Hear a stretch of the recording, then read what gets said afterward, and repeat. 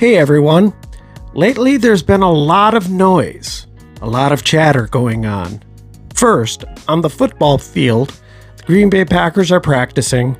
We're getting a lot of reports. Everyone's looking good. Everyone's looking good. Dobbs is looking good. Love is looking good. Cobb's looking good. Rodgers is looking good. So we're just getting all these reports from the rose-colored glasses. There's a lot of chatter out there, a lot of noise. But the truth is, we don't really know until these games start.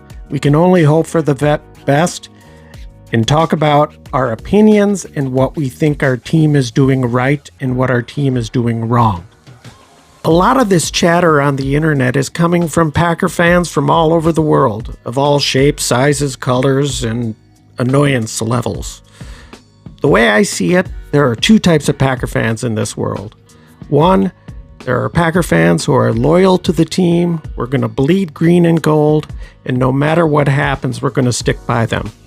Then there are Packer fans who I would call bandwagon fans. These types of fans will only come out of the woodwork when the Packers are doing well or positive things are happening.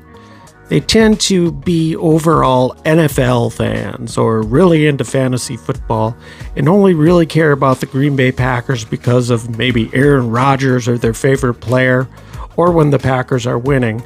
They tend to disappear when things aren't going well and the Packers are maybe on a losing streak or don't make the playoffs. These are the type of fans that I just can't tolerate. Now, the Pack Attack is a fine group of gentlemen who talk about the Green Bay Packers. We have a lot of different opinions and we come from different backgrounds and different points of view. But the fact remains is that we're going to speak our mind and we're going to speak our truths. If we see something, we're going to tell it like we see it. And if other people don't like it, so be it. You don't have to watch our content. So that's all I want to say about some of these clowns out there.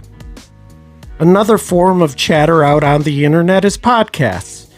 My earlier video, I shared with you a podcast that Aaron Rodgers was on where he revealed some of his explorations with psychedelics. We can have lots of debates on whether or not Rodgers revealing this was a good thing or not.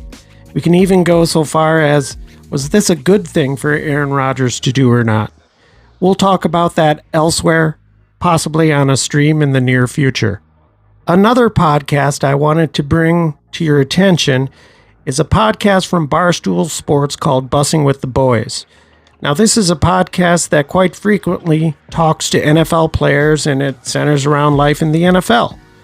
Recently, Truth Tonyan was on an episode and it was very interesting.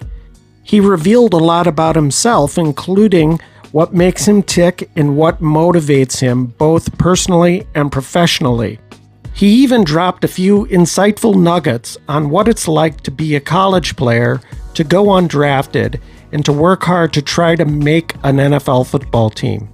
Right now, I'm going to share a clip of the podcast that's talking about that very topic. I find it interesting to hear some of these inside stories, and I like to see how the sausage is made. Again, I want to point out that I am no way affiliated with Barstool Sports and I'm not endorsing this podcast. I just wanted to let you know it's all out there and it's an interesting, revealing conversation with Truth Tonyan. Please drop a comment below, like the video, and be sure to subscribe to all the channels of the Pack Attack. Thanks, everyone. Go Pack!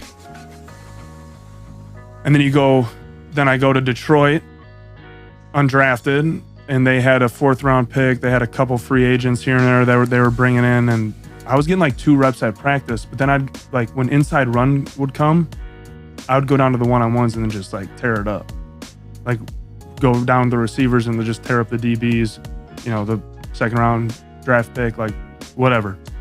And this is in training camp of your rookie year with Detroit. In Detroit, and then like, you know, everyone was like kind of like banged up. So then like, you know, I was doing 7-on with Stafford and like I'm doing well, like, and I'd get in the games. Like I had never blocked anyone with my hand in the dirt until a preseason game, like not even in practice.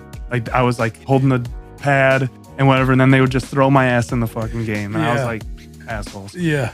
And then they told me that, you know, They told me right from the beginning. Like the GM brought me in, said from the beginning, you're not going to make the 53. You're going to be our practice squad tight end. We're just going to like develop you. Cuts came. They told me same thing. Come in tomorrow, sign your practice squad contract. I come in. They even had me pick my number. I go up there and they're like, hey, we don't have any more practice squad spots for you. No way. Like they really like, I even picked my number, 84, I remember. Oh, they played. Fuck, man. And then I get the business of the NFL, but bro. they kept me in a room for like an hour before they told me. Figured all the No. They were making sure I didn't sign anywhere else. So then I come out and they whatever. Shit, I packed my locker up, packed my car up, drove right to Chicago and hung out with my friends, ate a bunch of Popeyes and just like, I remember that. I just like went to my like college buddy's house and I just like decompressed. I was just like, I really just like understood like the NFL is like a business and not a fucking game. Like no one gives a fuck. And then I went on a bunch of workouts. Like I was a workout warrior. That's how I met my boy Skit Ellis. Like we were the two boys like that were like, you know, Colts, New Orleans. You guys would be at the workouts together. Oh, hey, see the boy. Yeah. And you know, I was going and everyone said like, you know, once the next off season comes, like we want to sign you to a futures. And so I just kept going on workouts. And then eventually in like December, that's where went to the Green Bay workout, killed it. I went to the players lounge, like took a nap and I woke up and like I like slept past my flight, like back home. Like no one came and got me. No one came and woke you up like, hey, we got this. So then I come in and I'm like, hey, like, is anyone gonna like take me to the airport? Like, I didn't know. And they're like, oh no, we're signing you to the practice squad. I'm like, also, no one's gonna tell me. Like, I'm just sitting here, just like, Staff of the scout right in front of you. Right, and I was just like chilling.